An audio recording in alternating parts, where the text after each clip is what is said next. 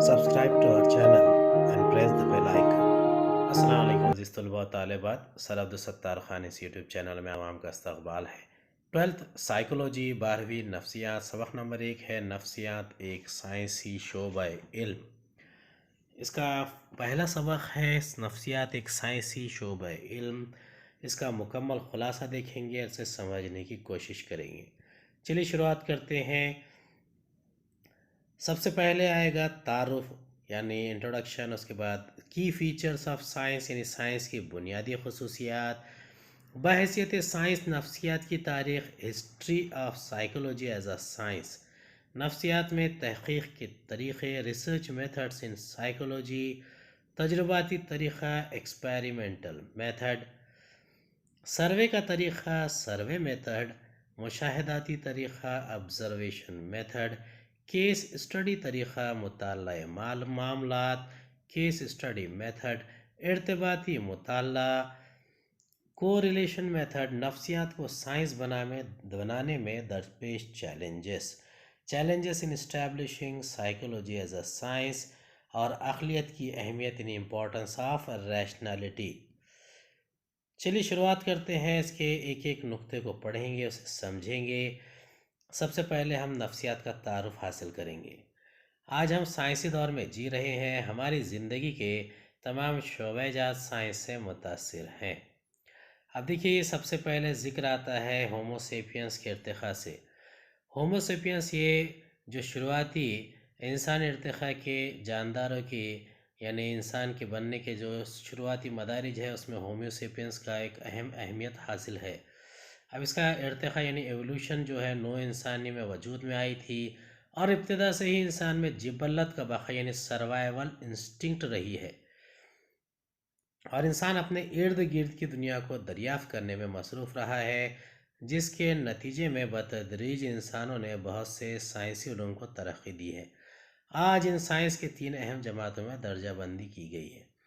सबसे पहले है तबई साइंस यानी फ़िज़िकल साइंस। इसमें तबीयत, कीमियात और अर्ज़ियात इन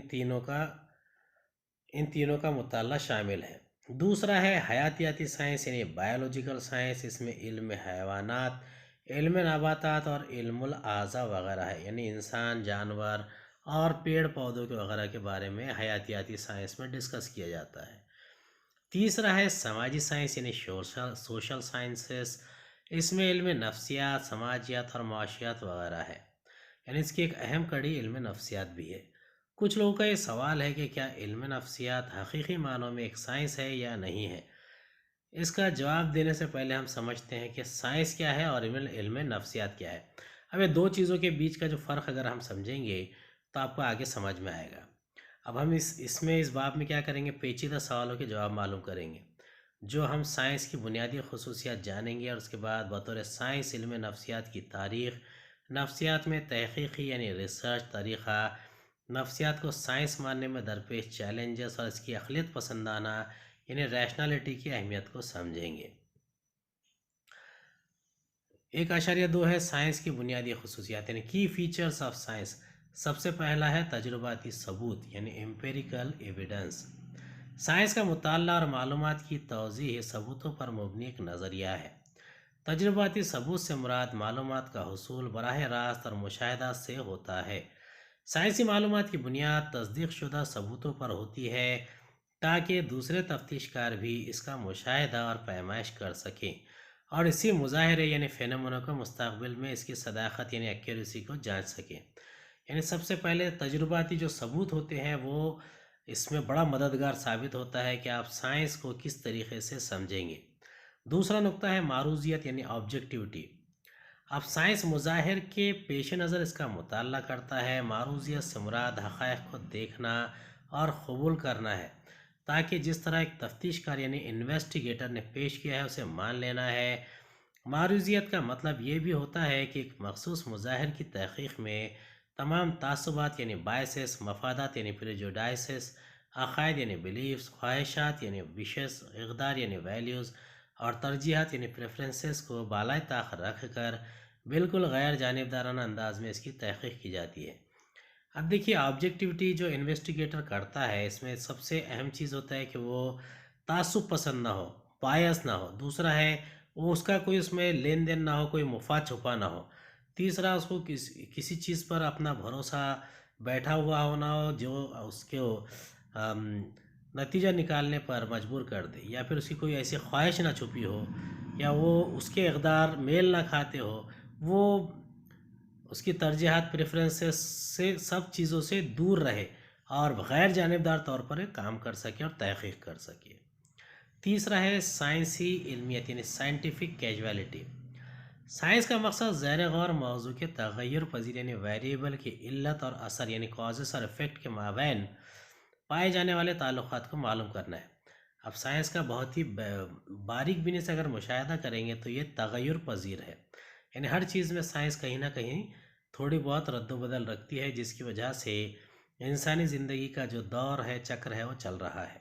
साइंसी मुताले में एक मुहक़्क़िक़ की कोशिश होती है कि वो जुमला बैरूनी मुतग़य्यरात को कंट्रोल करे, ताकि वो आज़ाद मुतग़य्यरा के असरात को आज़ाद मुतग़य्यर यानी इल्लत कॉजेज़ के असरात को ताबी यानी डिपेंडेंट मुतग़य्यरा असर पर इसको देख सके। यानी यहाँ पर जो साइंसी मुताला है वो मुहक़्क़िक़ को बैरूनी और अंदरूनी दोनों तरफ के कंट्रोल और मुतग़य्यरात को समझने में मदद करता है। चौथा नुक्ता है मुनज़्ज़म दरियाफ़्त यानी सिस्टमेटिक एक्सप्लोरेशन। अब साइंस किसी मुज़ाहिर का मुताला करने में एक सिलसिलेवार यानी सीक्वेंशियल तौर से अमल करता है। इस सिलसिलेवार अमल में मसलन मसले को समझना, मफरूज़ा यानी हाइपोथेसिस कायम करना, हक़ाइक़ जमा करना, हक़ाइक़ का तज्ज़िया करना, साइंसी तामीमात यानी जनरलाइजेशन करना और पेशगोई करना, प्रेडिक्शन जैसे साइंसी इक़दामात होते हैं। इन तमाम चीज़ों को अगर आप समझेंगे, मुनज़्ज़म करेंगे, यानी हक़ाइक़ को जमा करना, समझना और तज्ज़िया करना, ये तमाम चीज़ें बहुत ज़रूरी होती है। अगला नुक्ता है नक़ल बनाना यानी रेप्लिकेशन।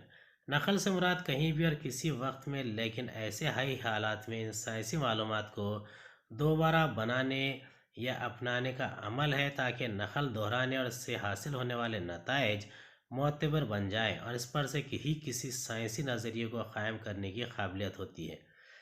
अब देखिए, रेप्लिकेशन यानी नक़ल बनाना या दोहराना, ये एक बहुत ही अहम नुक्ता है जो साइंसी मालूमात को दोबारा बनाने में या अपनाने में कारगर साबित होता है। छठा नुक्ता है काबिल पेशगोई यानी प्रेडिक्टिबिलिटी। अब प्रेडिक्टिविटी ये किसी चीज़ को प्रेडिक्ट करना, किसी के बारे में पेशन गोई करना, ये साइंस की एक अहम खसूसियत है। साइंसदान किसी मुज़ाहिर को सिर्फ बयान नहीं करता है बल्कि वो इसकी वजाहत भी करता है। अब यहाँ पर देखिए, वजाहत करना यानी बयान करना, उसको साबित करना भी होता है और आगे होने वाली खसूसियात को ज़ाहिर करने के लिए भी इसका इस्तेमाल किया जाता है, और इसके लिहाज से इसकी पेशगोई भी सामने पेश की जाती है। अगला है बहैसियत साइंस नफ्सियात की तारीख़, history of psychology as a sciences. अब इसमें पहला नुक्ता है नफ्सियात की इब्तिदा बतौर शोबा फ़लसफ़ा। इन नफ्सियात की जो इब्तिदा हुई थी वो सबसे पहले वो फ़लसफ़े के ज़मरे में आता था। नफ्सियात की इब्तिदा फ़लसफ़े के एक शोबे की हैसियत से क़दीम यूनान में हुई। ये एक साइंस नहीं थी बल्कि 1870 तक नफ्सियात को फ़लसफ़ा की ही एक शाख समझा जाता था।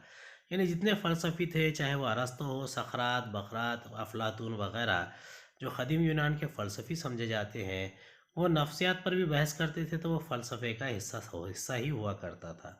बाद में 1870 के बाद में से नफ्सियात को अलग समझा गया। दूसरा नुक्ता है 1879 में नफ्सियात एक अलग शोबा बन गया। विल्हेम वोंट यानी एक जर्मन माहिर नफ्सियात है जिसने 1879 में दुनिया की सबसे पहली नफ्सियाती तजुर्बागाह यानी लेबॉरेटरी क़ायम की थी। कहाँ पर? ये जर्मनी में। यह तजुर्बागाह जर्मनी की यूनिवर्सिटी ऑफ लेब्जिग में क़ायम की थी। तब से ही नफ्सियात को बतौर एक अलहदा साइंस शोबा माना जाता है। यानी 1879 से पहले तक जो जर्मनी में माहिर नफ्सियात ने जब तजुर्बागाह क़ायम की, उससे पहले तक के इसे एक फ़लसफ़े का हिस्सा समझा जाता था, जबकि उसके बाद में नफ्सियात को एक अलहदा साइंसी शोबा भी माना जाने लगा। तीसरा है हियत का ज़हूर यानी इमरजेंस ऑफ स्ट्रक्चरलिज्म। अब हियत क्या होती है? हियत को वसी पैमाने पर नफ्सियात का पहला मकतब फ़िक्र माना जाता है। विल्हेम वोंट और इसके शागिर्द एडवर्ड बी ऑर्टिज ने इसकी तायद व हिमायत की है। اب یہ ایمرجنس آف اسٹرکچرلزم یعنی ہیت کا ظہور، اس کی شروعات ولیم وونٹ اور ایڈورڈ بی اورٹیج نے کی تھی اور اس کی حمایت بھی کی تھی۔ ولیم وونٹ نے مشاہدہ باطنی یعنی انٹراسپیکشن کے طریقے کو استعمال کر کے کانشیسنس یعنی شعور کا مطالعہ کیا، اور اس نے احساسات یعنی سینسیشن اور ادراک اور یعنی پرسیپشن کو سمجھایا۔ یعنی یہاں پر ولیم وونٹ کے ذریعے جو پیش کی گئی چیزیں، سب سے پہلے ہے باطن کا مشاہدہ یعنی انٹراسپیکشن، اپنے اندر جھانکنا، خود کو سمجھنا۔ اس کے بعد ہے شعور یعنی کانشیسنس، آپ ذی شعور ہے، ہوش میں ہے یا بے ہوش ہے۔ اس کے بعد سینسیشن، احساسات کے بارے میں، اور ادراک پرسیپشن کو بھی سمجھایا گیا ہے۔ چوتھا نقطہ ہے تفاعلیت کا ظہور یعنی ایمرجنس آف فنکشنلزم۔ اس کی تائید و حمایت ولیم جیمس نے کی، اسے امریکن سائیکولوجی کا باپ بھی کہا جاتا ہے۔ اس نے انسانی شعور کے متعلق کرنے پر بہت زور دیا ہے۔ اب ایمرجنس آف فنکشنلزم یہ سے تائید و حمایت کس نے کیا تھا؟ ولیم جونس، یہ رہنے والا تھا امریکہ کا۔ پانچواں نقطہ ہے تحلیل نفس کا ظہور یعنی ایمرجنس آف سائیکو انالیسس۔ ابتدائی مکاتب فکر کے برخلاف آسٹریا کے ڈاکٹر سگمنڈ فرائیڈ نے 1890 میں تحلیل نفس کا نظریہ پیش کیا۔ اس نے لاشعوری دماغ انکانشیس مائنڈ کے مطالعہ کرنے کی اہمیت کو واضح کیا ہے۔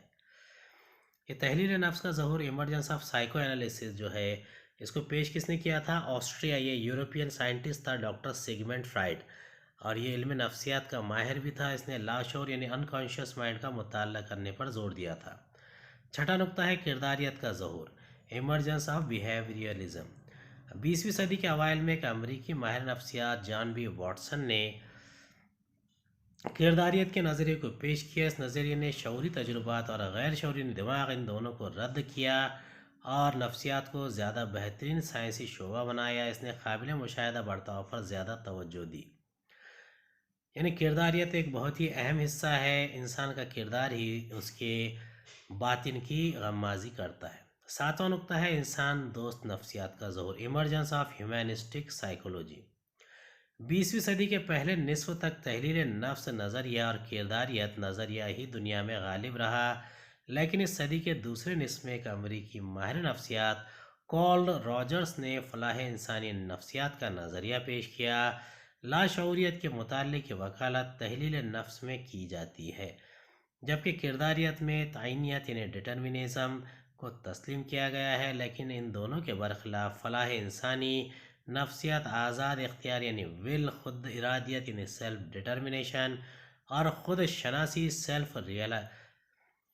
سیلف ایکچوالائزیشن پر زیادہ زور دیا جاتا ہے، خود شناسی پر زیادہ زور دیا جاتا ہے۔ یعنی ایمرجنس آف ہیومنسٹک سائیکولوجی، اس میں 4 اہم چیزیں ہیں۔ پہلا ہے ڈٹرمنزم، اس کے بعد ہے ڈٹرمنزم کو تو تسلیم کیا، لیکن اس کے خلاف اس نے کیا کیا؟ ول یعنی فلاح انسانی نفسیات کی آزاد اختیار، جسے فری ول بھی کہتے ہیں۔ اس کے بعد خود ارادیت یعنی سیلف ڈٹرمنیشن، اور اس کے بعد خود شناسی نے سیلف ایکچوالزم، خود کو سمجھنا، خود ارادہ کرنا اور اس کو مکمل کرنے کی کوشش کرنا، اس پر زور دیا گیا۔ 8واں نقطہ ہے ادراکیت اور وقوفیت کا ظہور، ایمرجنس آف کوگنیٹیوزم۔ 1950 تا 1960 کے درمیان تحلیل نفس اور کرداریت کے نظریات کی جگہ ایک نئے نظریہ وقوفیت نے لے لی۔ اب نظریہ وقوفیت کیا ہے؟ نظریہ وقوفیت جو ہے یہ تحلیل نفس اور کرداریت جو ہے اس کو ریپلیس کر کے آیا تھا۔ ایک امریکی ماہر نفسیات الرک میسر کو نظریہ وقوفیت کا بانی مانا جاتا ہے۔ وقوفی نفسیات کے محققین نے یادداشت یعنی میموری، فیصلہ کرنا یعنی ڈیسیزن میکنگ، اور مسئلہ حل کرنا پرابلم سالونگ، ذہانت انٹیلیجنس، اور زبان لینگویج جیسے اعلیٰ ترین وقوفی اعمال کا مطالعہ MRI اور پیٹ سکینز کے ذریعے کیا ہے۔ یعنی یہ جتنے ادراکیت کے یا وقوفیت کا ظہور کرنے والی علامات ہے، جو memory, decision making, problem solving, intelligence اور زبان، ان چیزوں سے جڑی ہوتی ہے، ان تمام کے اوپر تحقیق جو ہوئی تھی وہ نظریہ وقوفیت کے ذریعے ہی ممکن ہو سکی ہے۔ امید ہے آپ کو ہمارا ویڈیو پسند آیا ہوگا۔ اگلے ویڈیو میں دوبارہ ملاقات ہوگی۔ خدا حافظ۔